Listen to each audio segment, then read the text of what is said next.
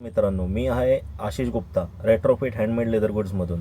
आज मी तुमच्यासोबत शेअर करतोय एक खास रिस्टोरेशन जर्नी. आज माझ्या वर्कशॉपमध्ये आलेले आहे जवळपास 50 वर्ष जुनी साईड लेदर बॅग. वयाने जुनी असली तरी तिच्या प्रत्येक घडीत आजही एक कथा दडलेली आहे. चला जाणून घेऊया पहिली स्टेप कसली आहे. तो पहिली स्टेप आहे saddle soap wash and वाईप process. यानंतर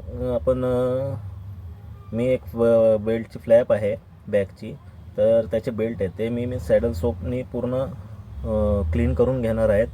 म्हणजे फोम तयार करून म्हणजे मी संपूर्ण बॅग हळूहळू स्वच्छ करतो.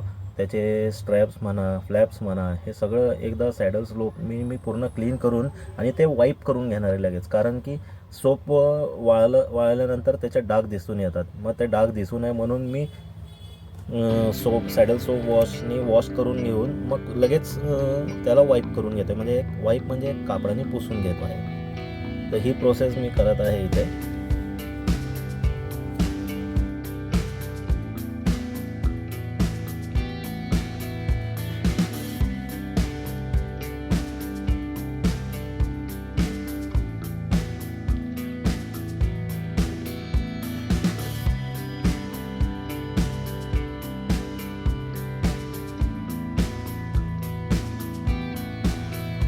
आता बेल्ट वगैरे सगळे झालेले आहेत. तर आता मी बॅग घेतली आहे. बॅगची मागील बाजू मी सॅडल सोपनी पूर्ण वॉश करून घेत आहे.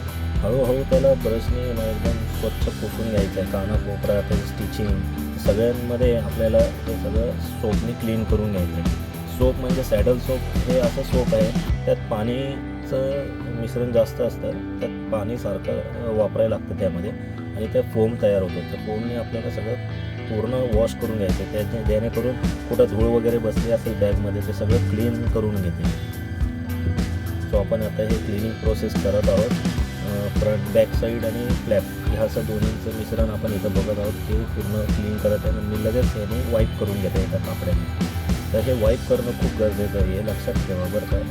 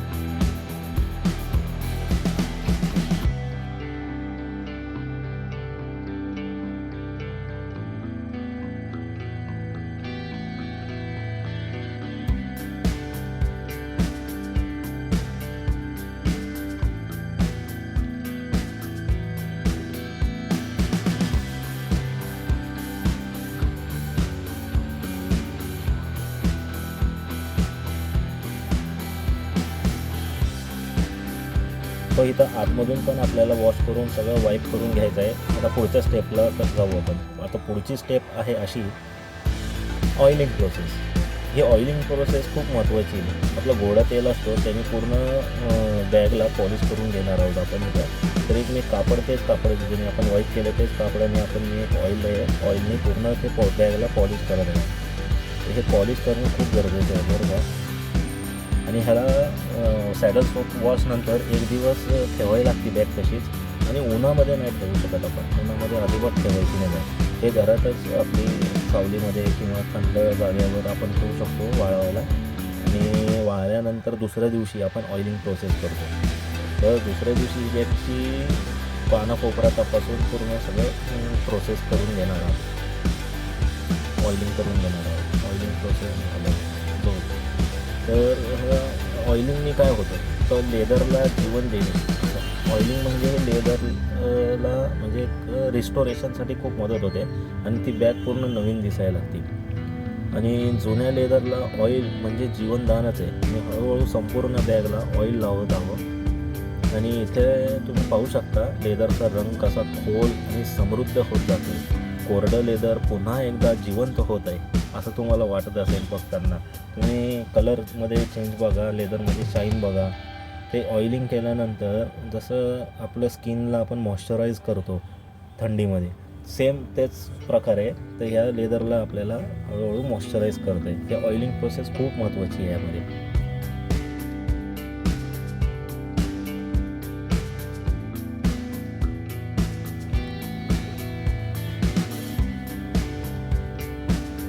बॅग पूर्ण पॉलिश झालेली आहे. त्यानंतर पुढची स्टेप आहे मिंक ऑइल पॉलिश प्रोसेस. तर ही प्रोसेस खूप महत्त्वाची आहे. हे पण खूप महत्त्वाचं आहे. ह्याला पण ऑइलिंग केल्यानंतर एक दिवस ठेवायचा आणि हे मिंक ऑइल आहे. तर ह्या मिंक ऑइलने आपण पॉलिश करणं. हे एक ऑइल म्हणजे असं लिक्विड फॉर्ममध्ये असतं, हो क्रीम फॉर्ममध्ये असतं, बाम म्हणतो आपण. तर एक लेदर बामचं पण काम करतो आहे. तर आपण मी बेल्टपासून सुरुवात करत आहे. तर पूर्ण आपण मिंक ऑइलने आपण पॉलिश करून घेत आहोत परत एकदा. आणि यासाठी पण ऑइलिंग केल्यानंतर एक दिवस बॅग तशीच ठेवावी लागते आणि दुसऱ्या दिवशी म्हणजे आता आपला झाला तिसरा दिवस सुरू, तर तिसऱ्या दिवशी आपण हे पूर्ण मिंक ऑइलने पॉलिश करत आहोत. बक्कल्स म्हणा, बेल्ट म्हणा आणि पूर्ण बॅग साईडनी आतून वगैरे सगळं आपण मिंक ऑइलने पॉलिश करत आहोत. याला हाताने पण केलेलं तेवढंच चांगलं असतं, कारण की हाताला आपल्याला फील येतं, ब्रशनी लवकर फील येत नाही आपल्याला की नेमकं ते लेदर सॉफ्ट होतं आहे, हार्ड होतं आहे, काही समजत नाही. त्यामुळं आपण हाताने मी पहिलं लावून घेतलं आहे आणि मग ब्रशने त्याला पॉलिश केली. तर असं पॉलिश करू शकतो आपण.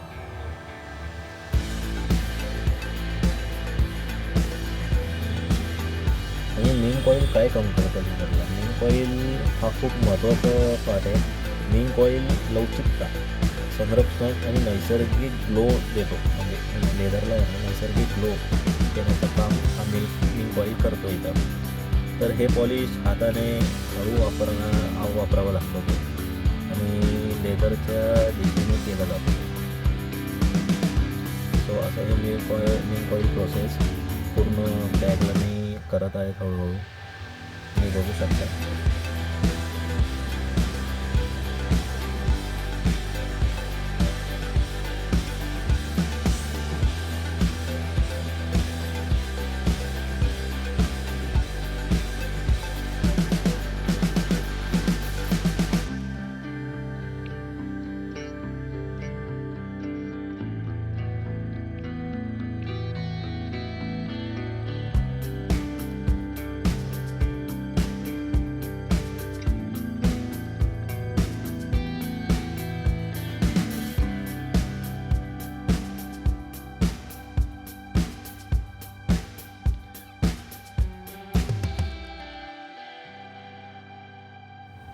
मिंक ऑइल करायच्या आधी थोडं एक स्टिचिंग पार्ट होतं. तर हँडलच्या वरती थोडं तुम्ही बघितलं तर तिथं थोडं सेमी सर्कलमध्ये मी दोन्ही साईडला कोपऱ्यात स्टिच केलेलं आहे. तर ते स्टिच करावं लागलं कारण की तिथं गरजेचं होतं. थोडं लेदर कट झाला होता तिथे, तर ते मला करणं भाग होतं. मिंक ऑइल प्रोसेस झालेली आहे आणि इथं तुम्ही बघू शकता बॅग सक्सेसफुली रिस्टोअर करण्यात आलेली आहे. नवीन जीवनदान भेटलेलं आहे बॅगला. And the restoration process is over. Thank you.